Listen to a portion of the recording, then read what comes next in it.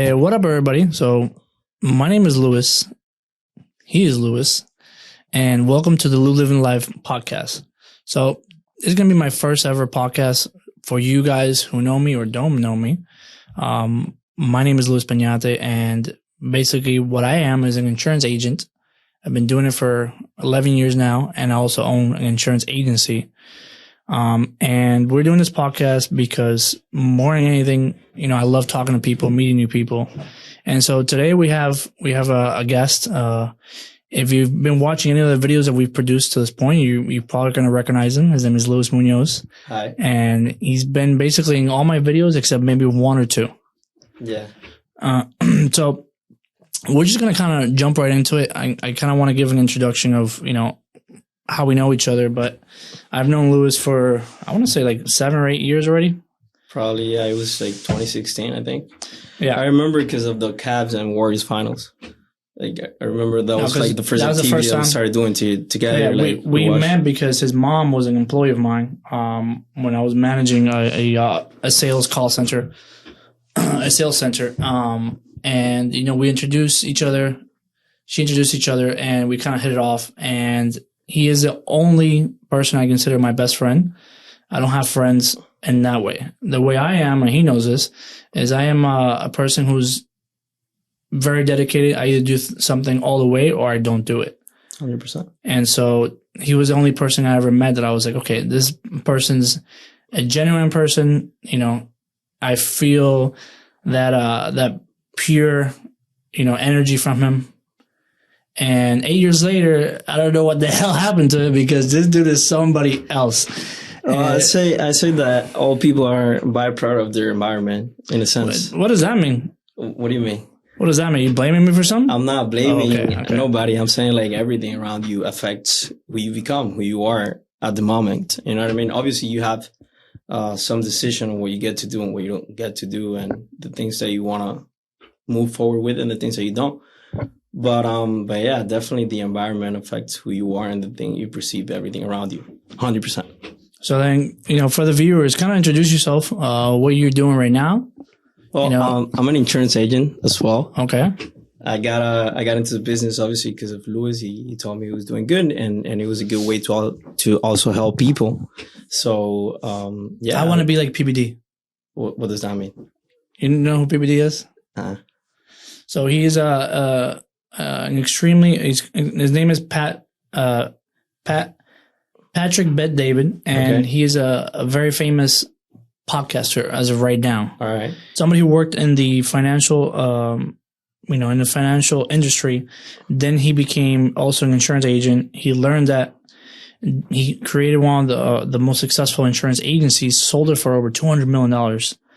And then now he has a media company and he does this. And for me, that's a perfect example of not only who, I would kind of like to follow in the footsteps, but also a really good role model. He's an immigrant just like me and you. He came to this country young, has been through the military, everything, and he's being able to do all this stuff. So that's my guide. Obviously, I'm not even nowhere near as close as him. My agency has 5 years. We've been 5 years in business. So we're literally we're babies in the industry. Right. It takes maybe 20 years for it to actually be big and worth something consistent, valuable. Yeah. So Patrick Bet-David, if you're hearing this, man, for any chance, I would like to sit down. Oh, and there goes another tile. Another one bites the dust. This is like snowflakes right now. So Louis here is an insurance agent. I wanted to really talk about kind of your early life, tell me a little bit about, who you are, where you were born. Well, I was born in Cuba. Okay. Havana. Everybody says that they were born in Havana. I was actually born in Havana. And then 16 days after that, I was taken into Camagüey, which is where I grew up. And I spent the first 14 years of my life in there. Because my dad is from Camagüey, my mom's from Havana. Okay. And then I guess they just went there to help me, whatever. It is where it is. How was your childhood? Did you have a happy childhood? I had a happy childhood, yeah. Okay. The only thing I didn't like about my childhood was taking so many naps because my mom would put me to sleep right after lunch. I hated that. I just wanted to go outside, play with the other kids because in Cuba, growing up, everybody's in the streets, so the kids know each other. They're always playing baseball or like, anything that they can get their hands on that could be a game, because there's not many resources around. So like you'll get like a stick from anything and like a little cap of a bottle of medicine or whatever, and just play it. We'll be happy. So I had a happy childhood. I had legit friends, because over there people don't really be looking at you because of what you have, other than who you are as a person. If you're cool, like we're cool. If you're not cool, then we have problems. That's pretty much how it goes in Cuba as a kid. I think that part of my childhood affected who I am as a person nowadays a lot, because if I hadn't been in that environment around people, seeing like so many different type of people and so many different backgrounds and ethnicities, everything together, in Cuba it's like that, and then everybody's the same, And that's we're all fucked. That's one of the conversations I have, primarily with people of different ethnicity. To me, I'm Cuban as well, born in Cuba as well. We don't really have racism in Cuba. I mean, that may not necessarily be 100% of an accurate statement, because there's racism everywhere. Right. But when everybody's broke, everybody's hungry, there's no room for racism. We're all going through the same things. And that's one of the actual problems I see with America. Everybody's a victim. Everybody has something that they can self-blame of why they can't achieve this or that. Or, one of the things that I currently say is that I'm happy I'm not an American in the sense of being born here, and I'm not at the same time. So I wish I was born in this country so I could have maybe done something big like presidency or whatever. Right. But at the same time, the way I see it right now, being a white Cuban, being a white Dominican, being a white Hispanic, anything is like the most favorable thing you can do right now. Because number one, you're Hispanic. So if they get a little crazy with you, empiezo a hablar español, and they're like, oh, ¿Qué okay. pasó? Exactly, right? And the other part is, the white thing, where it's like a stigma in this country. White Americans aren't the same anymore. I don't want to say any bad words, but they've become a little pussified. Let's put it like that. Where there goes another tile, guys. This is crazy, George. But back to my point, they've lost, that manlyhood that I think is so important for any country, not just the U.S. Once we start losing real men, society crumbles. Well, I think the problem with society right now is that women and men are not understanding their roles at all. Okay, and what aspect? And the aspect of it's one of those topics. Now, I always say that when you talk about men and women, there's a lot of similarities. There's a lot of things that are common. We're human beings, but we got to see we're different in a sense.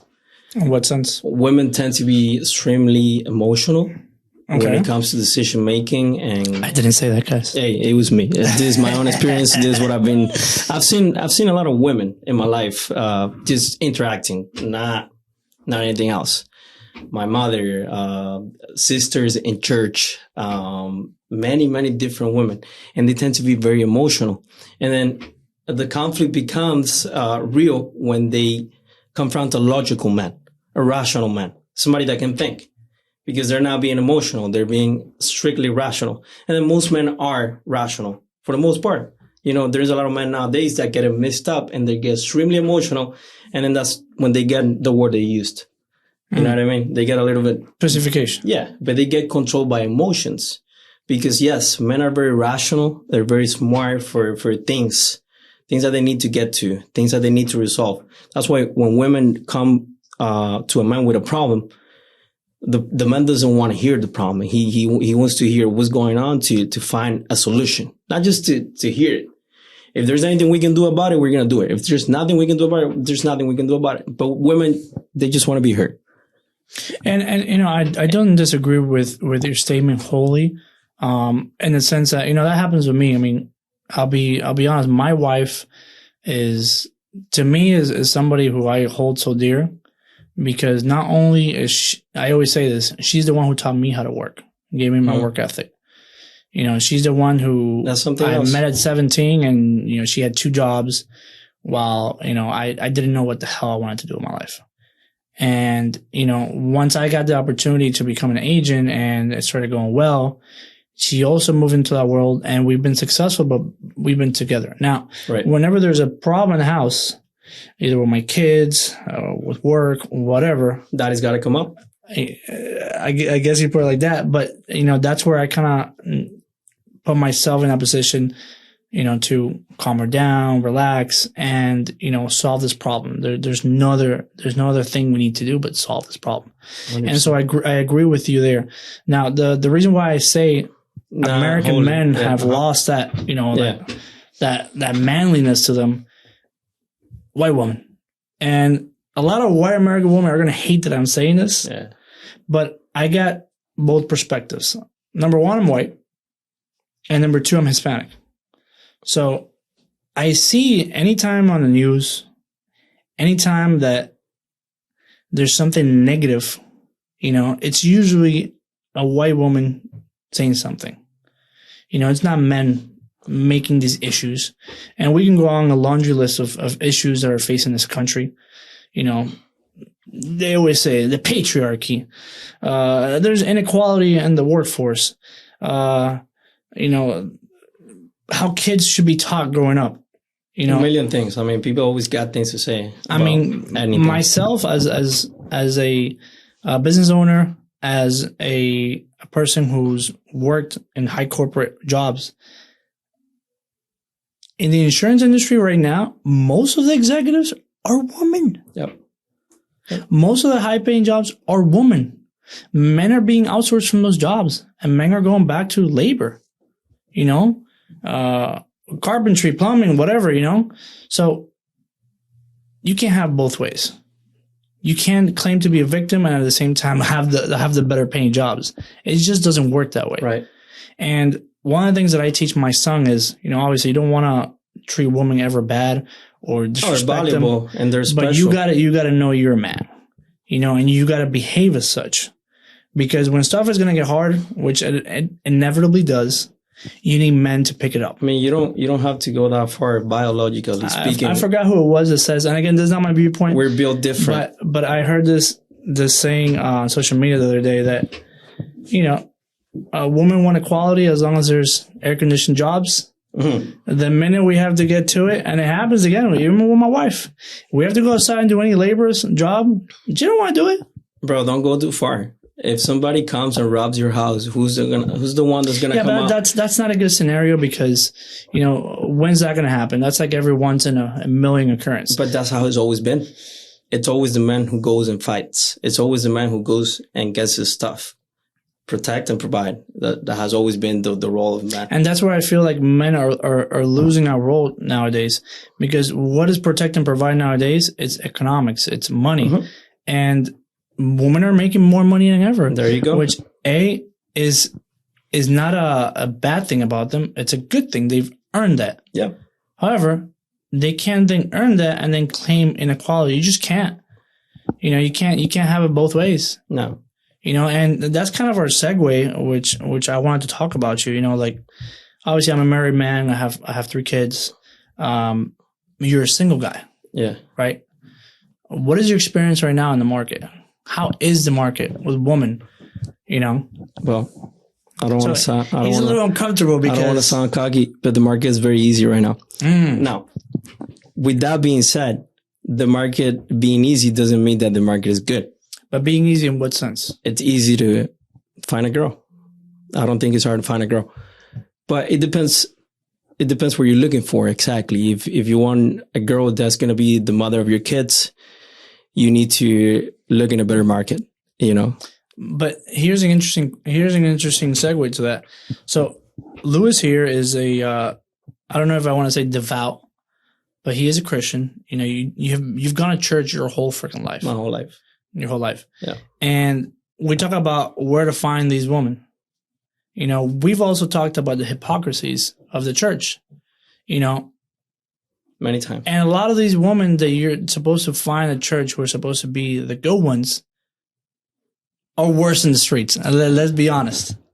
100%. 100%. With an emphasis. I'm not a person who goes to church this is just what I've heard from your experiences, from experiences of other people. I did go to a Christian high school.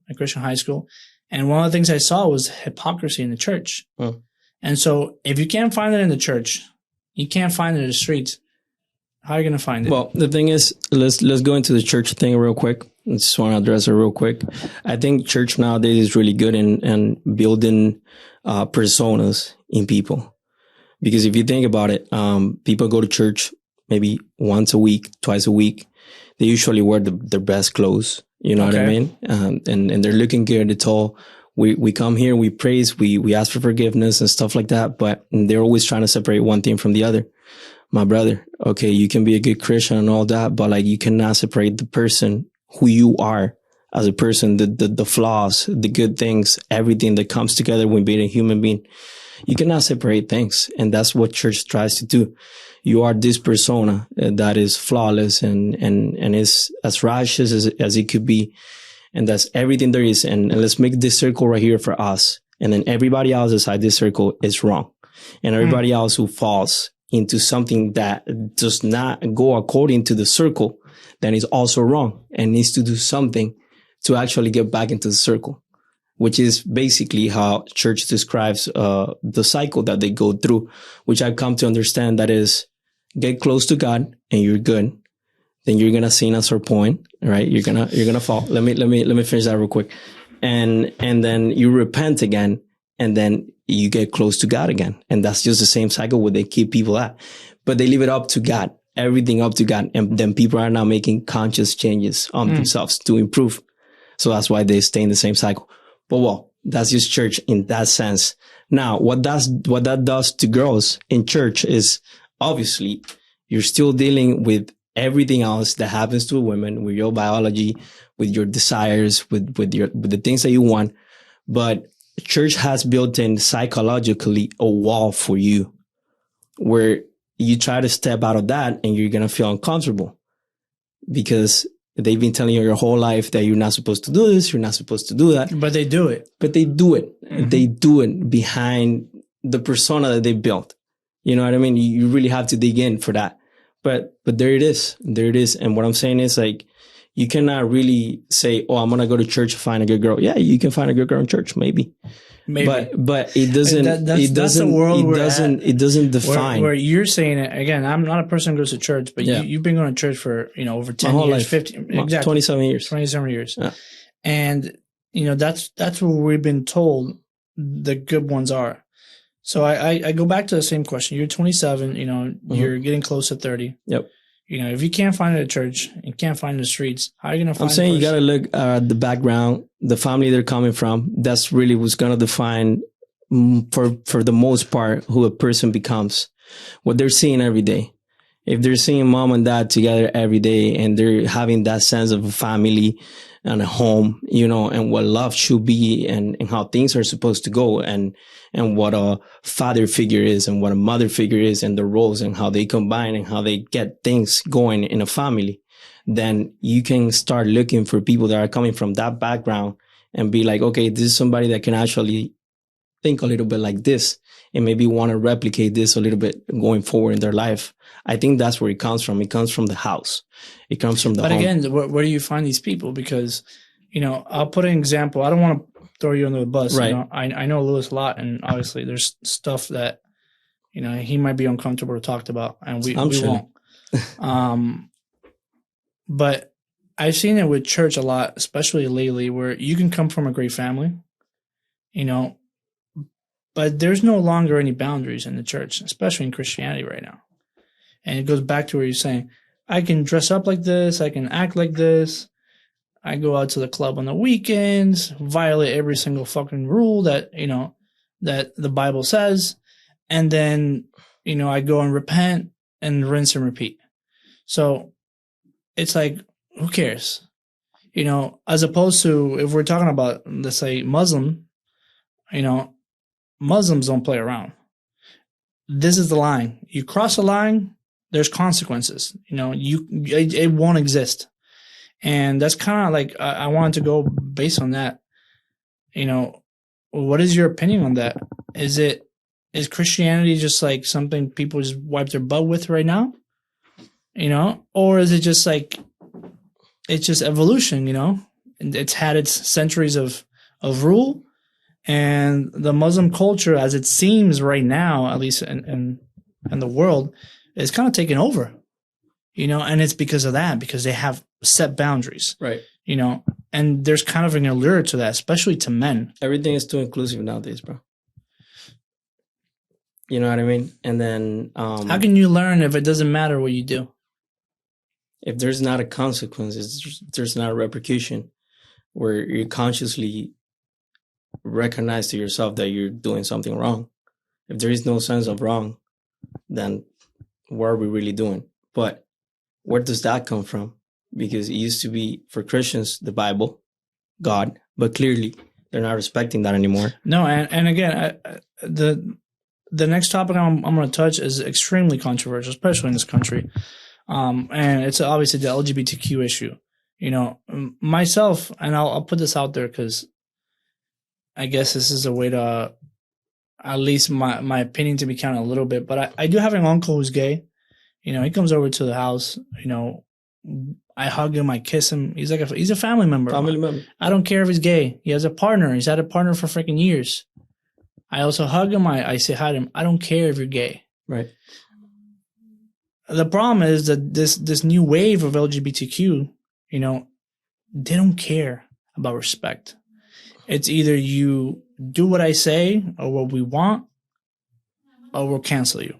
And it feels like they've moved the goalposts so far that now we're at a point where, like, wait. It's completely what unbalanced. The hell again. is going on? It's unbalanced. What the heck is going on?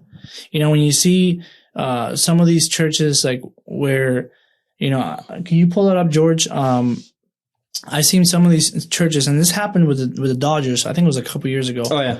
Where they sponsor this church, and they're doing striptease on the cross of Jesus, or even the pride parades where these people are butt naked. Yeah, they're mocking, and there's kids, everything else, in the streets. Yeah. I mean, we go back to the same thing. You want to be gay? Sure. You want to be a tranny? Sure. Why do you have to push it on everybody else? No, I see Christianity as a big problem in that, because they've accepted anybody who comes in. They're cool with that. And that's where I go. Like, that's why I see so many people turning away from Christianity and moving to Muslim, which the Western world is not going to accept Muslim. No. They're just not going to. No. Because they're too liberal, and Muslims don't play around like that. Yeah. They have their ideals, they have their culture, and they won't compromise. They won't compromise, period. Yeah. So as a Christian man, how far do you see the church, continue to go down this road where they just accept anybody? Tomorrow I want to be a caterpillar and go to church? Sure. Tomorrow I want to be a bird and go to church? Sure. Well, the basis of church are just sharing the good news of salvation, which is the gospel. So it should be all inclusive, right? But as you get to church, if there is something that's not according to what the Bible says, according to how Christianity goes, then the Holy Spirit should start working on you and changing those things. So, and the Bible says that homosexuality is a sin, and that is not natural. It's not something that's supposed to happen. Men are not supposed to lay with men, and women are supposed to lay with women. It's supposed to be the other way around. So how are you going to go against a principle that is being established in your religion for so many years? How are you going to go against that now? It doesn't make any sense. I think it's fear. I'm not Christian in the church setting, or, I'm not an atheist either. I do believe in God, but not the way Christianity is held, or even, the Bible is held. Well, me myself, I've been in there, and it took me all these years to realize that it's a system. I still go, and mommy, I know you're listening to this. I go because my mom goes to church and my dad goes to church. We're not currently going to the church that we used to go anymore. We're going to a new one now. And, so you ended up switching? We ended up switching. Yes. So I don't know if you want to touch that topic a lot or not, but Luz went to a church. We're not going to name the church, but it's part of the hypocrisy we were talking about. Yeah. Where it feels like more like a club and people are just going, to kind of just show face. I don't really want to talk about it too much because, like I said, there's people in there that I hold, in a really good place in my heart. There's good people in there. There is people in there, I think, that are actually seeking God, and they're for the right reasons. But there's a lot of people. But you think it's the other way. The split is the split must be like 90-10. Bad to good. Yes. Yeah. Yeah. Like 1 out of 10 people go there to say God. That's crazy. And then everybody else has a different interest. Whatever their interest is, it could be anything. People are just people. People always keep things behind currents. Like in a restaurant. I like to compare it in that sense. In a restaurant, you ask for a dish, they give it to you the way you want it and all that, but you don't see what's going on in the kitchen. Yeah, they wipe their butt. You don't know what happened in there. They make it look good for you right now, and that's what church does, right? Like people keep things behind the curtain. They keep things in the kitchen, and then yes, you fall in love with the image of what it could be, the idea of everybody coming here just because of love. We're seeking God. But in reality, when you throw a whole shit ton of people together, man, it's just little chaos. It's little chaos if the things are not being done correctly from the head. That's what I'm saying. It's not really a club anymore where, you have to have standards, to be not only accepted, but to be able to partake. I think most people go to church to feel good with themselves. Which is something is basically social media, where you paint a picture that's not really you. Basically, for me in particular, I before I started doing this LouLivingLife thing again, I didn't have social media for like the last 5 or 6 years because I don't really care to impress anybody. I'm not trying to impress any woman. I'm not trying to impress anybody other than my family and my circle. You have that set up already. Everybody else, who cares? Yeah. And that's part of this. Like I don't allow people who don't have my best interests to affect how I think or act. There you go. And that's what I feel like the church and social media has become. It's all a farce. A lot of people that don't want the best for you, they don't even want the best for themselves. They don't know any better. You know what I mean? So it's just, they're just floating around. A lot of people floating around. And that's a lot of people in church as well. Because church adapts you to just listening and say amen to whatever comes from the preacher and whatever comes from the word of God. So then what's the game plan for you as a single man in 2024? Man, I want to get married after. What are you trying to do? Are you trying to run the town? I'm just gonna put it like this. Life is about experience. That's a very political answer. Life is about experience. And, if experience comes, I take experience. For now, I do want to stay single though. Because it's easy to fish. No, not just because of that. But like I said, I think women and men are different. I think women are born with some built-in values, like emotional intelligence. But who cares if everybody's telling you, what, being a slut is good. Hey, being with 100 guys, it's okay. Remember, Lou, there's always exceptions to the rules. Always. There's always people that are taught the right way. There's always people that are going to do the right thing. And there's girls like that too, where they're going to be influenced by the people around them. And they're going to be like, no, I decide to be different. Those are the ones you got to find though. Now, where do you find those girls? Man, you need to get experience so you can actually know where you can find those girls. You're going to find those girls. You have to go look for a good father.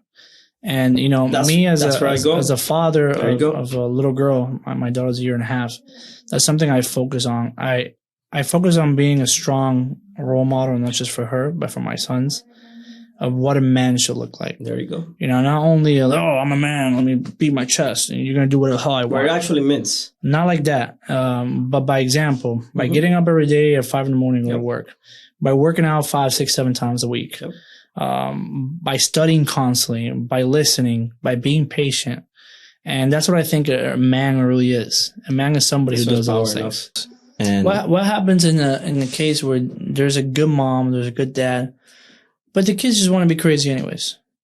Man, they end up crashing usually, and then they end Do you up. have any experience with I that? do have experience. What a segue I to do the have truth. experience with that. Segue to the truth. So I'm I back don't in want camera. I'm back in camera. Yeah, I do have experience with that because I was raised in a household where my parents were always Christian, very strict. I used to say that I used to live in a bubble and like this little cage that I thought the world was. And then I met some people in my life, they showed me some different things. They opened me to different realities that I was missing in life. And then I realized it wasn't just the bubble where I was living in. It was a little bit more than that. And then I also realized that I wasn't ready for the world outside the bubble. And that's what happens to a lot of kids that are also grown to be role models, to be just the way everybody wants you to be, the way society wants you to be. But at the same time, you gotta give a freedom to the person, and you gotta be able to understand that you cannot always just impose things, So you're kind of being vague, and we understand why, obviously. Lewis has gone through a weird, since I met him, he's gone through this weird, like, roller coaster. Yeah. Where, like I said, that when I met him, I want to say, like, what, you were like 19, 20 years old, maybe, yeah, around there. Yeah, around there. Yeah. He's very in that bubble, guarded, very 19, 20 years old. Exactly. Which says a lot because most 19, 20-year-olds right now are fucking crazy, they're the mini devils. But I found like a little angel and I connected with you a lot. And I feel like you stepped out of the bubble, you went out to society, you said, F everything. I'm going to be one of the crazier ones, and then now you're kind of falling back into that. I never really tried to be crazy. It's just that I was looking for something. I didn't know what I was looking for.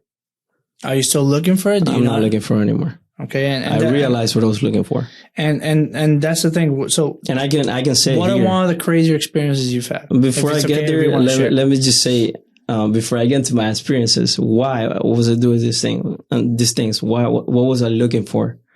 I was looking for my way out of the mental prisons that I had made in church. Okay. Because I didn't really feel free. Not from my parents, not from God. I didn't feel free from myself, because I would think that if I did something that was not according to the Bible, according to God, I would get a consequence right away. So you self-punish yourself. I would self-punish myself, and what I would do is that since my brain was looking out for these things, once I did something wrong, obviously something bad will end up happening because I was actually looking for it, and then I was looking to get rid of that.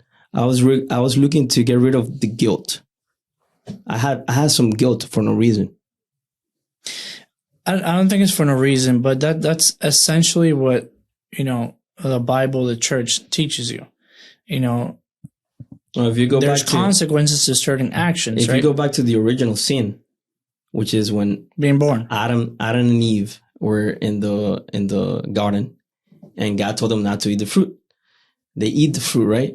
And they're chilling. And then God comes again and he says, I told you guys not to eat the fruit. And then that's when they become aware that they were guilty of something that they were not supposed to do. That's what happened.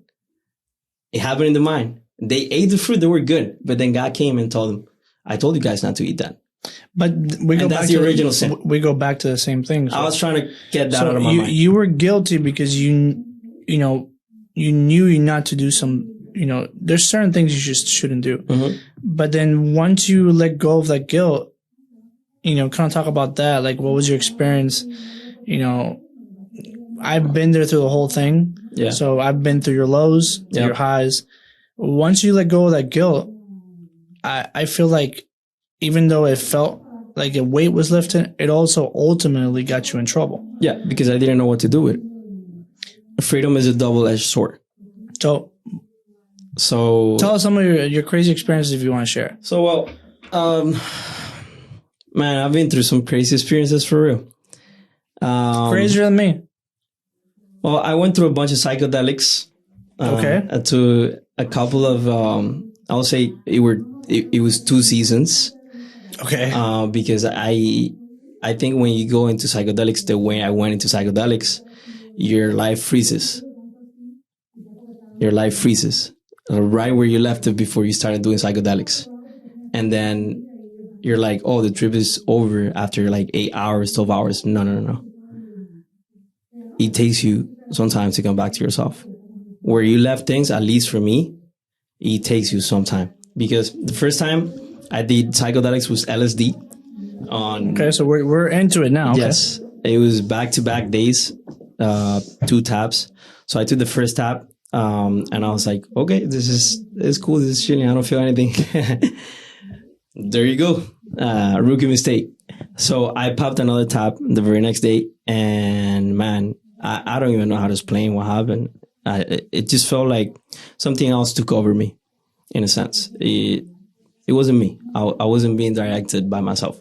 That's the feeling I got. And do you think that came about primarily, at least for you, from being suppressed in this little bubble? From yes, but at this point, I'm still looking for answers. Well, I was doing that. Point, or you're talking about back then? No. At this point, I already got my answers. Like I said, I was trying to get free from that, but I didn't know at that point. I was like, what am I looking for? What is it? I was looking to get rid of the guilt that I felt.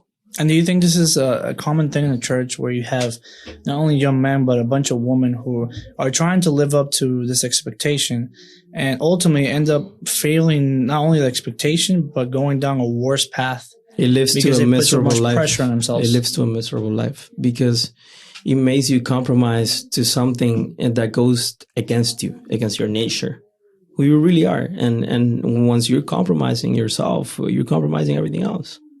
You don't get the truth ever. And then you start living in fantasies and you start living lies in your head that are not really there. And that's part of what I think is wrong with this country right now.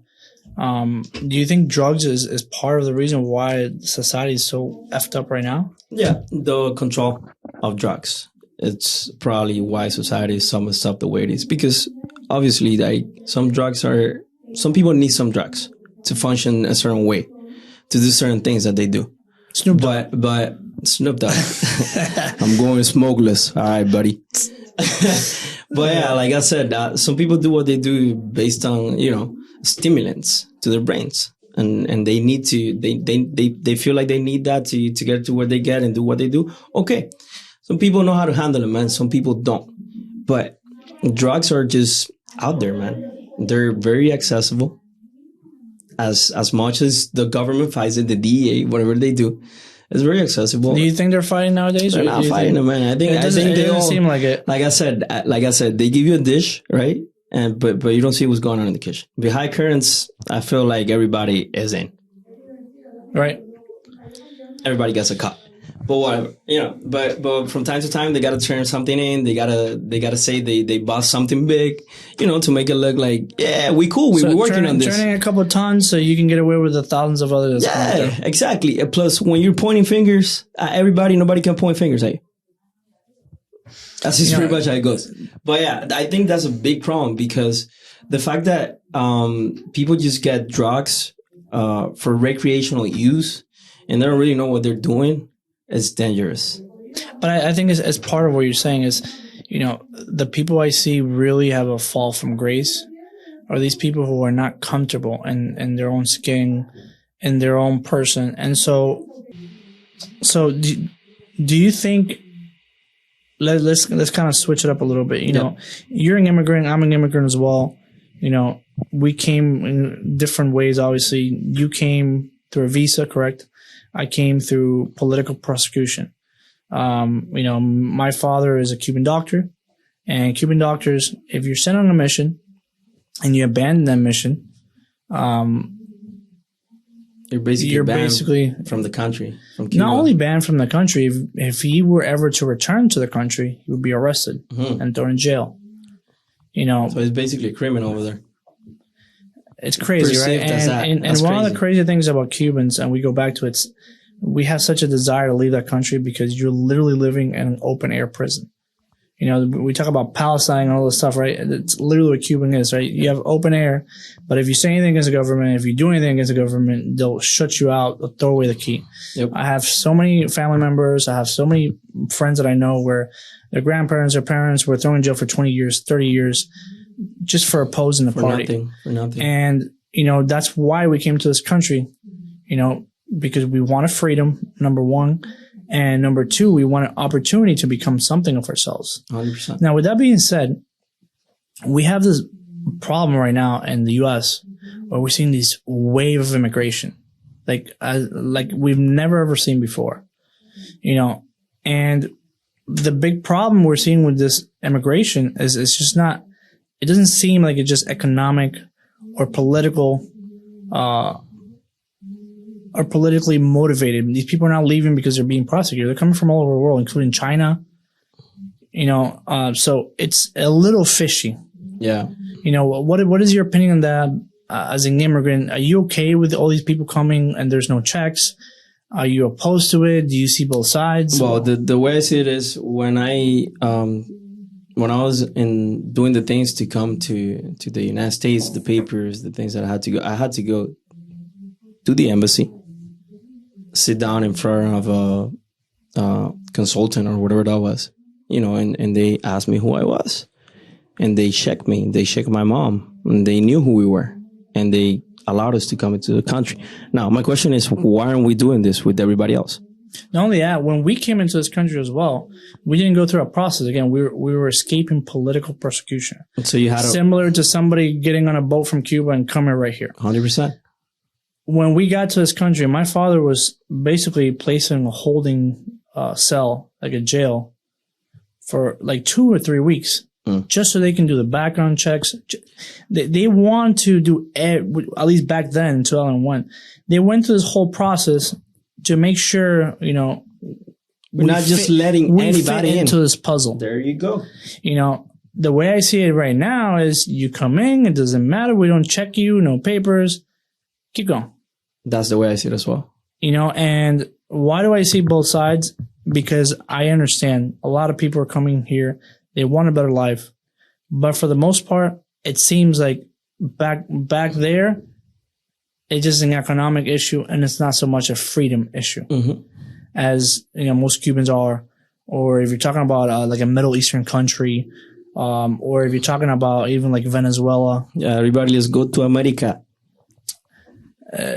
Basically, you know, but I don't know. It's a weird issue right now. For me, I see it on both sides. You know, obviously, you know, you want a better life. You know, you want opportunity. But these immigrants coming over here right now, it just seems like, you know, you can't obviously put 100% of the people in the same bubble. But a lot of them are just like criminals. And I mean, just look what's happening in New York, where these criminals are punching the police, assaulting them. They allow them to leave the next day. I mean, no bail, nothing. I think New York is one of the main issues of this country, to be honest. It's just, we went to New York for a video like 3 or 4 months ago. We went to New York and I was a little bit in shock when I saw inside the train station a sign that said, "Do not hit the employees, you will be penalized." My brother, why do we have to tell people not to hit the employees? Right, why should it have to be a sign, hey, don't assault people? That should be common sense, that's just common sense. And there is no common sense in New York right now, bro. No, I don't think there's no common sense in most of the country right now. Man, it's just crazy. Well, at least I can talk about that part of the country, which is where I went to. I've been here in Miami, and Miami is a little bit more organized. No, Miami's different. Yeah. Like, you know what? They want to talk crap about Florida, but no, they cannot. You know, California and New York, they always talk about like from a higher position. Show me. Like they're intellectuals, but really they seem so ignorant. How they say in the streets right now, let's go bang for bang. Like, brother, there is no comparison. Like, you got more people living in California in the street than in actual houses. Well, I don't know about that. Well, I don't know. Dude, they say you go there and it's just like blocks and blocks and blocks and miles and miles and miles and people just living in the streets. You don't see that in Miami?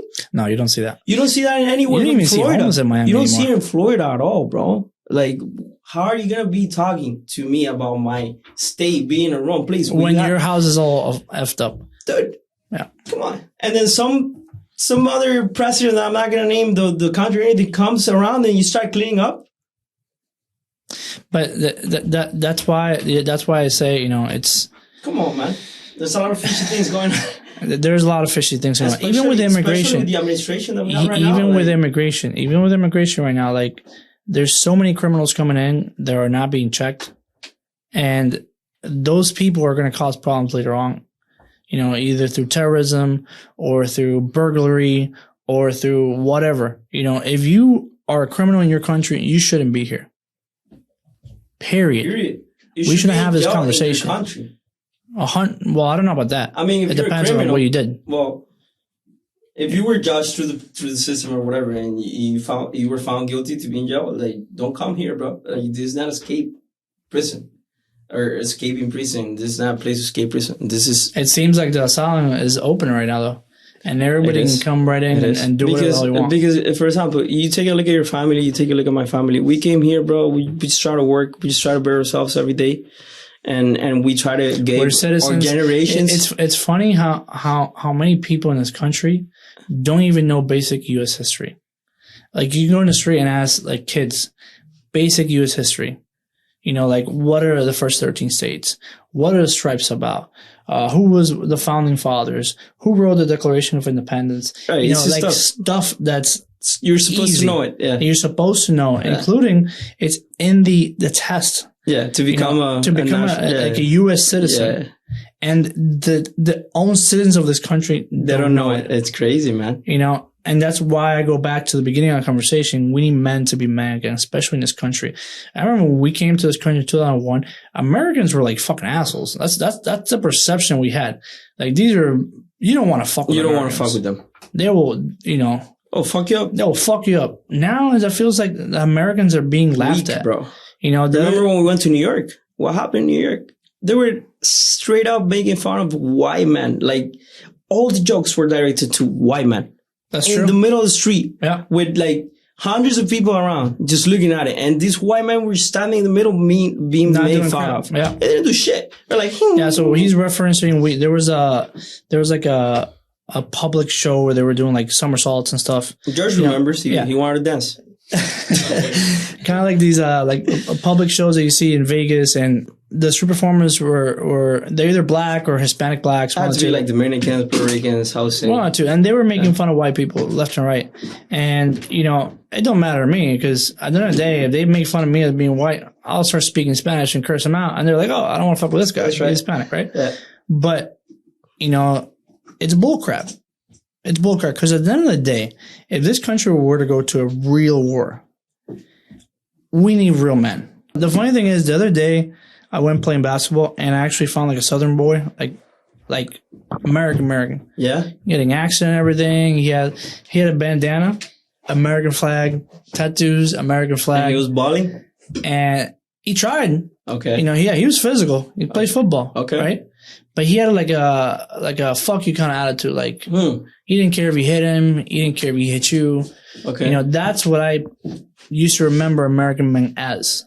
Not these like little flaky, like nerdy, like fat, like couch potato kind of guys. You see me as hard as you're willing to get hit. Yeah. Who, I don't care if my woman posts themselves naked on Instagram or posts her body. Excuse me.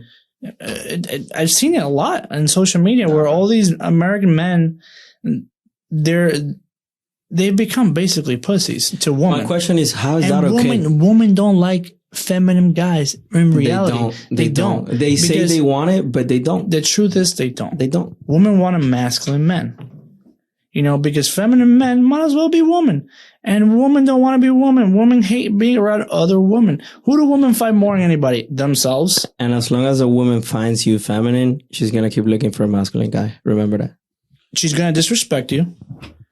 She's not going to take you serious. And as soon as she has an opportunity to jump ship, she will. Yeah. Like I said, what I would say to men in America nowadays, to everybody, to every man out there. Guys, be men again. Don't be afraid. Don't apologize. Step into your shoes, bro. How are we in a society that is preaching accepting yourself, who you are, your sexuality, your body, your looks, your attitude, yet men can be men again. I refuse. I refuse as an example to my kids.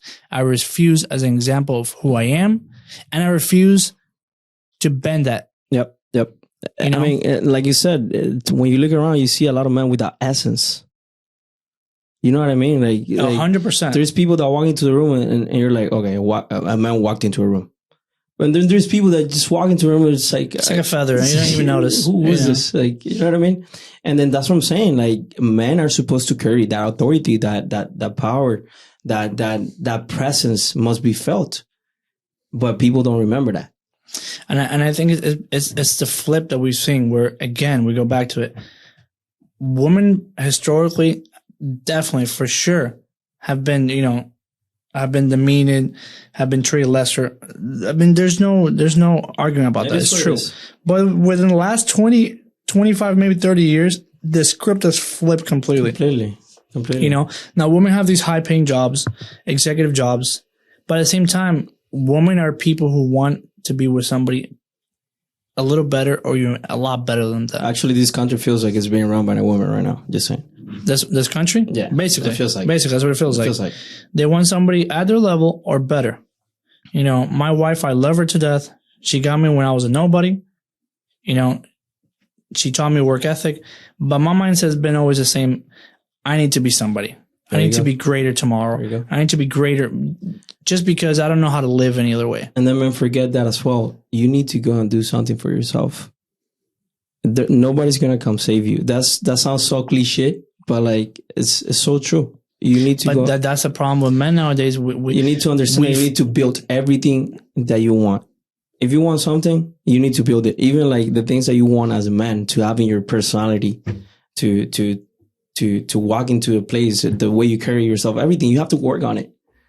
And the men don't understand that. And then I see the problem with a lot of men nowadays is that, yes, a lot of people grow up in areas in their life where they're forced to grow and they're forced to mature. But a lot of people unconsciously forget about different areas and they stay in those areas as kids because they never went back there and were like, okay, I did not grew this consciously.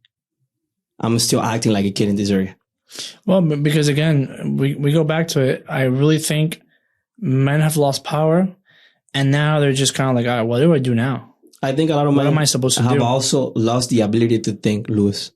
There's a lot of men not thinking out there because of drugs, because of porn, because how easy it is they're frying our dopamines constantly with everything they throw around us. You know what I mean? The market has been screwed up. The market's flipped completely. You know, now women are easy, you know, but the good ones, it's hard to find. And unless you start early. So I say this to guys, you know, I'm very blessed that I found my wife early on. Mm-hmm. If you find a good one early on, don't lose her. Because the way society is right now, it's not getting any better. You're not going to find her later. And if you are, you better have a shit ton of money. You know, you better know who you are. Because if not, you're just going to be flipping. Mm-hmm. And that's not what life is about. Mm-mm. You know, there's no value in that. There's yeah, you want to see the garden that you've constructed for yourself. This is turned into like a men help podcast. I mean, a men's self-help. They say nowadays that men's therapy is just going into a podcast and talking about stuff. Talking it out.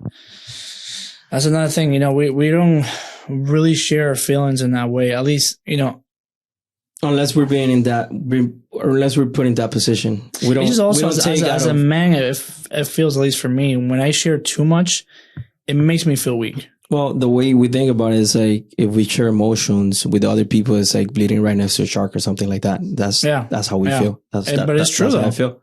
It's true. You get me? Then there's the people that we don't look good when we cry. No, especially right next to a girl. Don't ever do that. Advice: do not do that. Not only does it not look good, it's not going to give you the same effect as a woman crying. It's not going to give you the effect you want at all. It's going to make you look worse. Whenever your woman is going crazy, just stay calm. All right. That's what I'm saying. And whenever she's just venting, let her vent. All right. I'm giving you an advice. This actual advice. All right. So just let her go. And she's going to go through a roller coaster of emotions and she's going to get back at your level again. That's just where it is, bro. I really say that the best way, to avoid those discussions or those arguments, just put in work every day. Women respect the man. Yep. That even if he's not shit today, if he puts in work every single day, they like that. They see that potential. You gotta know where you're going, and they gotta see that you're actually on your way there. To kind of wrap it up, as we're gonna wrap it up right now, any advice you would tell yourself, your younger self, to avoid not only the mistakes that you've made, but hopefully avoid some of the mistakes that are coming. I always tell you this: I love you. You're like a genuine brother to me, but I've seen you. He's afraid. He's afraid of me. No, I'm not afraid of him. And he's afraid of what I can do. I've seen him fail over and over and over after me telling him, man, don't do this. This is a bad idea. Or, you know what? You want this. You need to do this because I've done it. Right. And it's just like a spiral and a spiral and a spiral. And, the way I am in my personal life right now, I'm really focused on business, on having my kids, in a good place. And we're not really aligning right now, I know. You're like in your fuckboy stage or whatever. What? Whatever what I call it. I don't know what you're talking about. Deflect. And that's not what I'm looking for, man. I don't need no girls. I'm good with my wife. I don't need any problems. And so I told him this. It's not like I'm calling you to go on a 2-man or anything like that. Come on. It's not like I'm calling you at 2 a.m. to go on a 2-man or anything like that. No, I'm not saying that. I'm not saying that, but I'm saying, you always try to align yourself with, the people and around the scenarios that you want to cultivate right now. Yeah. And so if you put yourself with people who are not in that mindset, not only is something going to stick with you, but two, when that person's problems come up, which everybody does, and if you're around there, it's like shrapnel, you're going to get a little bit. You're there too. Yeah. So what would you tell yourself in the past and moving forward? I would tell myself to remember one thing that I've always remembered and that I've always kept clear to myself. And is this: always do things out of a place of love. Okay. Whatever you do. Don't wake up one day and just be like, I'm going to hurt somebody on purpose or anything like that. Like, there's no point. If nobody has done anything to you to provoke that, there's no point to wake up and be like, I'm going to do bad today. No. Always do things from a place of love and just be self-aware. I don't need anything else. I think that would be the two things that I would tell myself. Be self-aware at all times and do things out of a place of love. Because I was doing things out of a place of love, but I wasn't self-aware. Not even close. I thought I was self-aware. Not even close. That's it. Wow. With that said, guys, and then advice to young men out there that may be going through what I went through, or somebody that feels like, there's no purpose, or you're looking for something, man. I'm going to tell you right now, you got everything you need in your hands. If you're a normal functioning person, you got everything everyone else has. There's nothing else you need to look for. Stop looking for a ray of sunshine to hit you and show you the path. Create your own path. You already have it, man. You just got to go create it, And I think that's part of the fallacy, right? That we're told we can be anything that we want. We're special. It's all bull crap, I know it sounds kind of harsh, but it's all crap. I wanted to be a professional baseball player. There were all easy results. I wanted to be a professional baseball player. I didn't even get close to it. The last thing in my mind I ever thought I would do is becoming an insurance agent and being in the insurance field. I never thought I would be doing that, but not only has it been an amazing career, it's given me the stability to, create a path for myself, for my family, for my children. And I think that's what life is about. If you find something you're even relatively good at, just stick with it. Focus on your ability. Don't abandon it in a month or in 2 months, in a year. Take your time, man. I feel like that's a problem. We keep flipping so fast that people quit too easy nowadays. We never find what we're really good at. We don't know. And then the thing is that the good thing comes after the pain. It comes after you push and push and push. I mean, it's basically, and you for how long did I work 80 hours a week? Bro, 5 years, 6 years. For how long were you fighting to get your agency? You know what I mean? So like I said, man, if you're out there and you feel like you're struggling and you're pushing, just get through the other side and you'll see what it's really about. Because if you think about it, when we're learning something new, when we're doing something for the first time, we felt the most when we're doing it for the first times. And that's when people quit the most because, oh, this is hard. No, bro, it's not hard. You haven't done it enough. No, it's hard. I mean, it's hard. It's hard. It's hard. But we think that hard means bad. And that's what I tell everybody. You know, I'm at a point in my life where I seek hard on purpose. Right. You know, because let's be honest, if we don't actually try, you know, if we don't actually suffer a little bit, we don't know. We're not growing. We're not really we trying. We don't know what we're capable of if we don't put ourselves in those spots. 100%. You never know. That's why you see also so many like conflicted men out there because they know they're capable of things, but then they never put themselves in the right scenarios and the right situations to actually show what they're capable of. So anything happens in the street and they go crazy. Like, bro, you don't have to go crazy. Just find like a good place to put all that energy.